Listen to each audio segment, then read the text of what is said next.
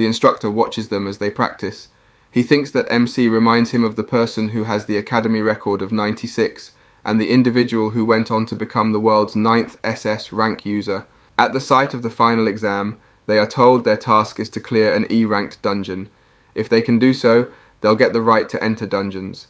A B-rank instructor will go with them for safety and supervision. As they wait for the exam to start, Seo-yoon gets a panic attack due to what happened last time, but MC and Kang Hae-shik snap her out of it. Team 1 is told to enter the dungeon. MC and Kang Hae-shik hope that everything goes well because Seo-yoon is on that team, but Seo-yoon and her team come out safe. Next up is Team 2, so MC and Kang Hae-shik get ready to enter the dungeon. Seo-yoon tells him to be safe, and he says he will and invites her to get food afterward. The instructor explains to them the objective of the exam, and they enter the dungeon. As soon as they enter, the group is already in battle formation, and the instructor evaluates their actions. MC takes charge and starts to direct his team. The instructor pays close attention to MC, saying he has enough to one day become an S rank. They see an orc, and it rushes at them. As he gets ready to block it, he's pushed back by the attack, and the sub-tanker goes to back him up. Our main character, MC, jumps in and goes for the kill. The instructor thinks that he should have been able to lock rank orc's charge, so he concludes that the dungeon they're in is close to a VRAG dungeon. Suddenly 3 orcs charge them. The archer shoots at them, but they only graze them.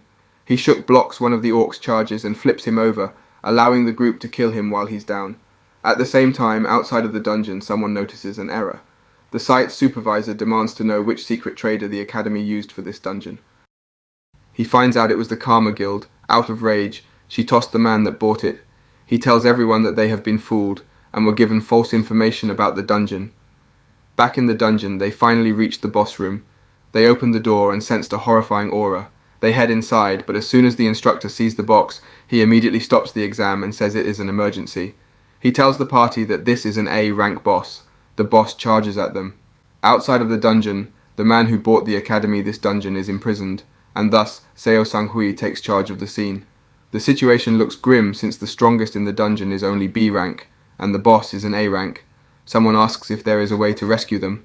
Sang-hui says it's not possible. They can't enter the dungeon unless everyone in it dies, and all they can do is get revenge for their deaths. Back in the boss room, the boss goes to attack with his massive axe, and he strikes fear into the rookies. As the axe is about to hit them, the instructor casts a spell to bind the Orc Lord.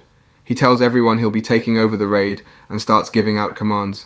He tells them to try and kill the Orc while it is still binded, but most of the rookies are in despair.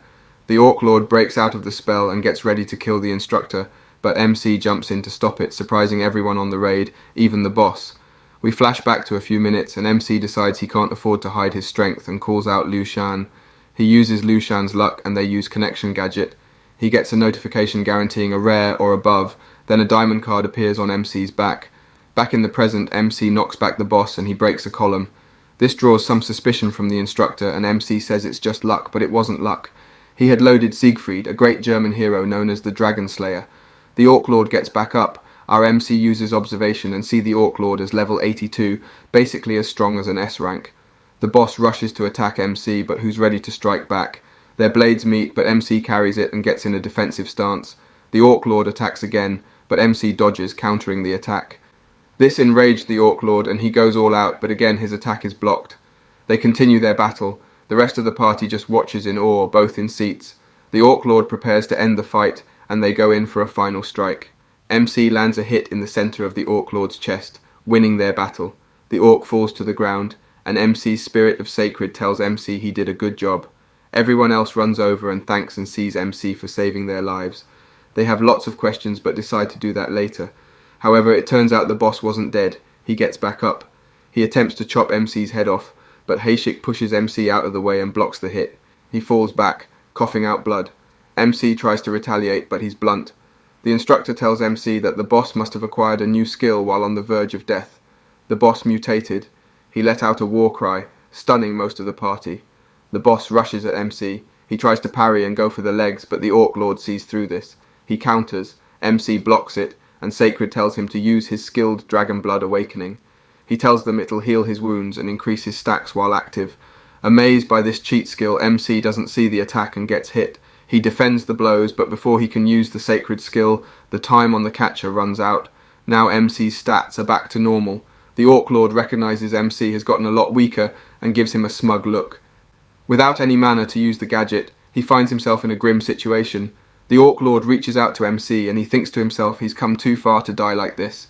He tries his best to use his normal abilities, but it is useless. Then he gets a notification saying the Master of Arms has perfectly recreated the abilities of Secret Sword Balmung. It boosts the user's stat by 1000%. With this power up, he was able to cut the Orc Lord in half. After the battle, he levels up and is thankful for his weapon and the dwarves that gave it to him. He also gains some of Siegfried's stats and the skill of Dragon Blood Awakening.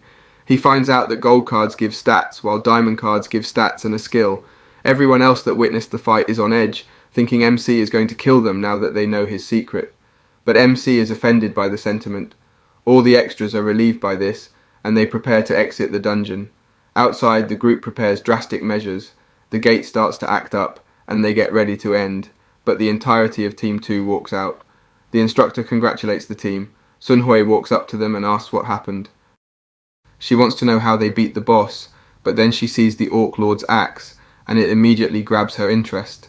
A man from the academy enters the stage and tries to lay claim to the axe. He thinks the instructor was the one that killed the boss, so due to contract the loot belongs to the school. Sungoi is disgusted by the fat man's behaviour. He reaches for the axe but is stopped by the MC. He tells them that the axe belongs to him because he killed the boss.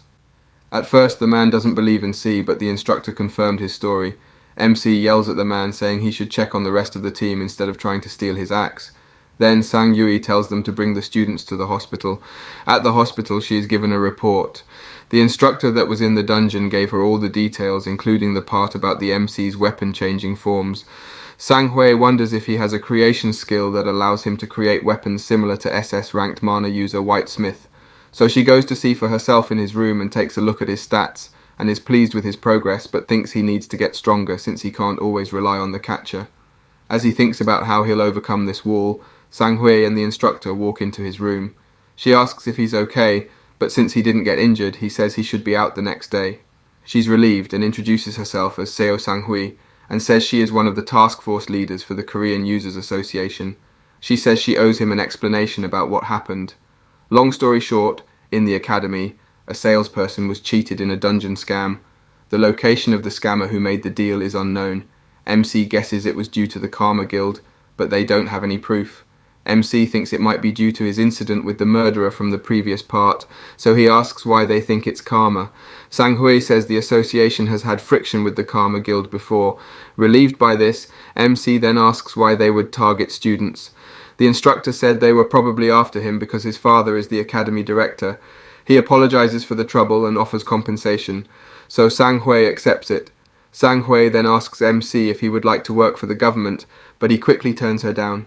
In a flashback, we see he has already served his time in the military and doesn't wish to go back. Sang Hui says there are several benefits like free use of government-run facilities, dungeons, and massive tax exemptions. But the catch is that 4 times a month, he would have to clear the dungeon for the government, and they would get 70% of the profits. MC refuses again. Since he refused, she makes another deal. She asks if they could request him to clear dungeons for the association. She explains that as the number of dungeons increases, the number of mana users won't be sufficient. What will happen next? Find out next time by staying tuned for our future recaps. Don't forget to like and subscribe for more great recaps.